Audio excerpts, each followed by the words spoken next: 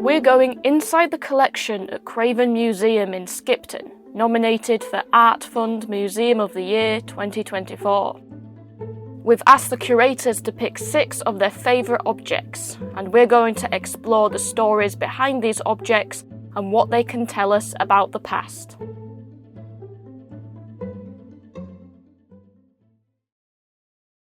Well, this is one of the most famous objects in the collection, and it's actually been allowed out of its cabinet and into the gallery space. And this teddy has had quite an exciting journey. He has, so yes. Old Ted was donated to us by the daughter of the original owner, a lady called Mary Mills, who got Old Ted in 1915. So he was actually given to Mary by her uncle who lived in America. So he was parcelled up, put on board a ship and sent across the sea. But unfortunately, partway through the journey, the boat was actually sunk by a German U-boat. So you would have thought actually that Old Ted would have been lost and never recovered. But actually, we don't know what else was on the ship, but all the cargo from the ship was actually retrieved from the seabed, including Old Ted, who was then sent on to Mary. And apparently when he arrived, he was still soaking wet, so she had to hang him out on the washing line to drip dry. It's such a wonderful story, especially because when we think of the First World War, obviously we think of trenches, but we forget that around 3,000 merchant ships were sunk in the course of the war, ships trying to bring cargo and supplies to Britain and the Allies, and that this one teddy, this represents that one wider, often forgotten part of the war. Absolutely, yes. I mean, the merchant ships were such an important part of the First World War. The people that staffed those boats, they might not have been war boats, but without those ships coming to and from Britain, we wouldn't have had the supplies that we needed during the war. And Teddy has survived remarkably well. He's obviously had some repair, but he was obviously quite well loved afterwards. Oh, I definitely think he was. He was obviously very important to the family. And yes, like you say, you can see, I think a few things like his nose might have been redarmed, but he's been kept in very good condition.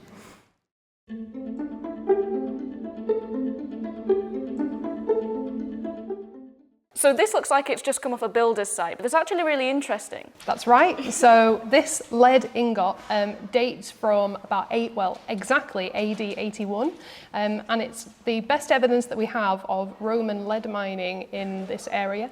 So this is quite a large ingot, so it shows that there was a big lead industry in the area. Absolutely. So lead and tin are 2 of the main reasons why the Romans came to Britain in the first place. There are 2 lead ingots that we're aware of, one that we have and one that the British Museum has, which indicates that there was activity in this area.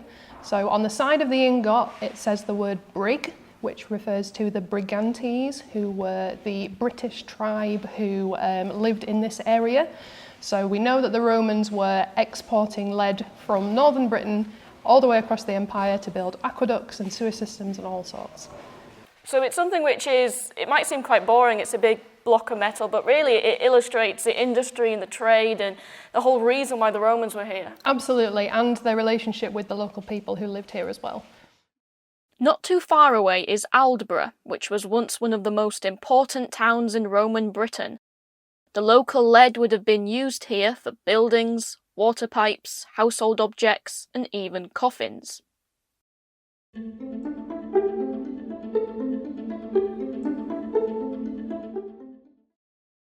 If you've ever been out and about in North Yorkshire, you might have seen pieces of furniture with little carved mice on them.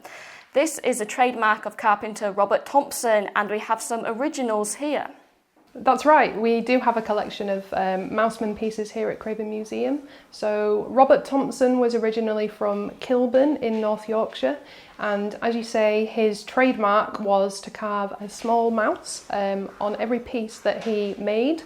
The story goes that he and a fellow carpenter were working at a church in the North Yorkshire area doing some woodwork, and they joked that they were poor as church mice. That gave him the idea, and then ever after, that was his trademark.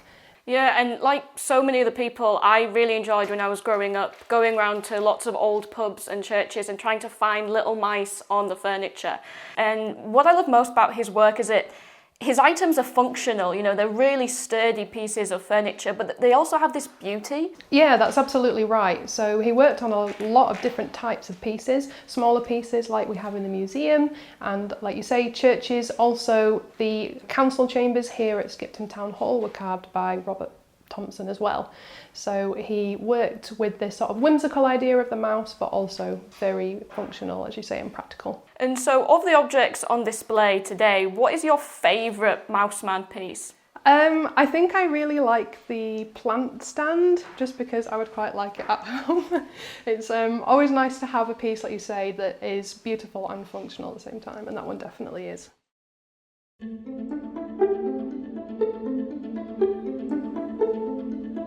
We've got something which might seem quite ordinary, but it's actually quite unusual. It's a diary of a 19th century mill worker. Yes, so Richard Ryley's diary is a really important part of the Craven Museum collection because it's a book that tells us all about the life of someone who is working in the textiles industry in the 19th century, which is quite unusual, as I say, because lots of people in this time period couldn't read or write. So to have a diary of his life is really unique. Yeah, and what I love is working class history, it's usually written by someone else. So to have someone writing about their own life in their own words, and especially in the display, when we see the excerpts, you can see his struggles trying to find work. These are all gritty elements of real life that he's able to record in his own words. Exactly, yes. So because we've got his own words, like you say, we're getting his own stories, which often we don't get. People are often not written about unless they were rich or famous. So getting to hear it in his own words is amazing. Richard talks a lot about the fact he's got no work. We know from context that actually in this time period, it was the American Civil War. So he was living through the Lancashire cotton famine, which meant that there wasn't any cotton for him to process in the factory, which means that in turn he wasn't getting paid for his work because they got paid by how much they produced. So if there wasn't any cotton, Richard couldn't work. So we can really see that in his diary. So many entries, entry after entry says, no work today, at home, no work, no work. And when you read it repeatedly over and over again, you really get that feel for his kind of anxiety about the fact that he's not getting this work. His handwriting is really neat, especially compared to mine. So how common was it for people of his class and background to be educated that well in reading and writing? Well, this is something that's so unique about the diary is the fact that we've got it at all. We haven't got many other pieces of evidence of mill workers writing a diary like that from this area. So the fact his handwriting's so neat is even more unique because, he can read and write, and he's got this beautiful handwriting which, makes it a dream to read and transcribe, but is really, really unusual. We don't know why Richard could read and write when other people of his background couldn't. It's not something we've ever managed to get to the bottom to, so that's a really mysterious part about the diary. Absolutely, and there's this unusual snake-shaped instrument, because he played in his spare time, didn't he? He did, yes, so he was a budding musician. So when Richard didn't have any work, sometimes he would go on playing expeditions. So he would walk for miles, he would travel from Barn-Alnswick, which was where he lived in Lancashire. Quite often he would travel into Yorkshire, really, go many miles a day. Playing his instrument, he would stop at places like public houses, or sometimes he would play for village fetes, just to earn some money and in the hopes of getting some food or maybe a bed for the night. So yeah, this was something he did to kind of supplement his income. It's fascinating, and we can see how, a couple of these ordinary objects, they just unlock so much history, so many stories that are really just revealed through simple, ordinary objects. So thank you.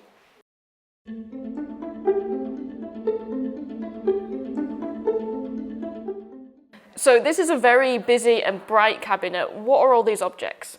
So the centerpiece of this case is this beautiful display of Dewhurst Sylko cotton. So Dewhurst was a mill that was founded in Skipton in 1829 and was open right up until the 1980s. So there is still a lot of people who live in Skipton today who worked at the mill or who had family members who do. And Sylko cotton was their main production. There are a lot of people I expect who have their own sewing kits who probably still have some Sylko reels knocking about today. I think I definitely remember seeing Sylko reels with my mum's sewing machine. And we're very close by Bellevue Mills, aren't we? That's right. So if you know Skipton, it's actually the council offices now down opposite Morrison's at the bottom of town. So it's right along the Leeds-Liverpool Canal, where the raw cotton would have been shipped in from Liverpool to the mill. And I noticed there's this Calcutta certificate. So did they import cotton from India? No, so this is an exhibition that the cotton was shown at across the empire and won various awards, such as this one. So as I understand it, most of the cotton came from the southern US. Raw to Liverpool, which is part of the reason why a lot of this area was so devastated during the American Civil War in the 1860s. And this isn't the only Dewhurst collection you've got. What are some of the other things you have? We have lots of really interesting stuff that gives us an insight into the actual people who worked there. So Dewhurst were quite well regarded in the town as being good employers. They had a welfare hall built where workers could have dances and teas and dinners, things like that. And we also have a beautiful big long service board from the mill in the collection with lots and lots of names on of people who worked at Dewhurst for decades and decades, which just shows you the kind of loyalty that they felt to the family and to the mill. And so this is a real key part of Skipton's history, to have such a long-running employer so central to a lot of local families. That's absolutely right. We get quite a lot of people who come to visit and they go straight to the Dewhurst case, and it really captivates something, I think, with local people.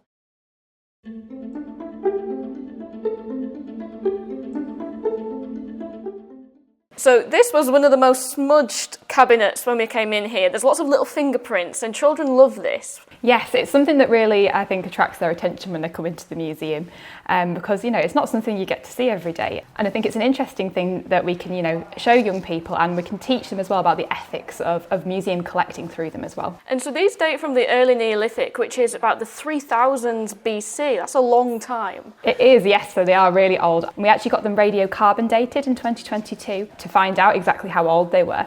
So I had to take the schools on the train up to Glasgow, so I could go to, there's a lab up there that could help us with the radiocarbon dating. So yeah, that was quite an interesting experience, having to take them with me all carefully packaged up so that we could get that analysis done. And with the display of human remains, it's quite complicated because these were real people. They lived in this area thousands of years ago. They had real lives. What are some of the things you have to consider when you're putting people's remains on display? It is something we think very hard about because, like you say, these were real people with real lives. So we made the decision to display them in the museum, but they are in a part of the museum you don't have to view. So this case actually doesn't have any lights on in it, so you can choose to turn the lights on if you want to have a look at them. But we felt it was really important to have them out because it is telling us that story about the continued, human usage of this area and the fact humans have lived here for so long. So we just wanted to share that story and to use it as a research tool really, so people can learn more about it. And whilst obviously we can handle these, you have been able to reproduce some of them with 3D printing in this Simpsons coloured skull, and you use this a lot for teaching with schools, don't you? We do, yes. So this was produced by a student at the University of Bradford. We worked with her on her undergraduate programme. And she was really interested in seeing how people responded to human remains, if they could pick them up and handle them, and how they feel about that in relation to the real human remains that are on display as well. Is there a different response between the adults and the children? We often find that there is. I think that children often aren't as put off by the concept of human remains, whereas adults often, they're a bit more cautious about them. And it's really interesting, gaining that feedback from them and having those conversations so that we can continue to think about how we display these in the most respectful way. And so, this whole cabinet is really amazing because you have got the full scope of human history here. You're going from some of the earliest possible remains right up to the modern day, and it's realising that history doesn't have an arbitrary start point. Humans have been living here for a long time and we've impacted the local area, and there are all of these stories to be discovered. Absolutely, yes. So we're in this busy museum, which is very well loved by the local community. This place is really important in sharing local history. It is, yes. Because we're a local history museum, we've got the stories of the people that have lived and worked and travelled to this area from the Stone Age right through to the present day. So we really want to highlight those stories and be that place, for the local community to get involved with and to come and visit and to really feel like they're part of their local history. And how do you involve the local community? So we run lots of events throughout the year, and we run things like free craft sessions in our beautiful museum building. We do things like specialist talks about certain topics from the collection that people find interesting. And we're always trying to make sure that we've got something for everyone that will attract them to the museum. Well, you have a really fantastic museum here. I can definitely see why you were nominated for the award, and thank you so much for taking the time to share with us the stories behind some of your fascinating objects. You're very welcome. Thank you very much for visiting.